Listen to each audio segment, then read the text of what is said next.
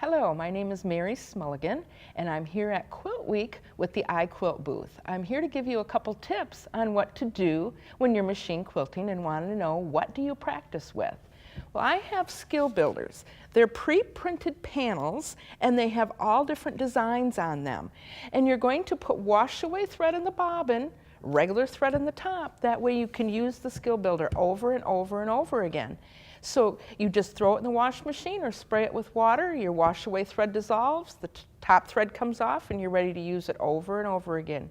You're going to want to use it with a batting and a backing of some sort and practice till your heart's content. Once you feel you've learned these designs, you can take them to any quilt, make them any size that you need to when you're filling in your borders or your quilt blocks. Very fun and easy, inexpensive, and a great product to learn how to machine quilt. I look forward to meeting you all in the iQuilt booth at Quilt Week. Thank you.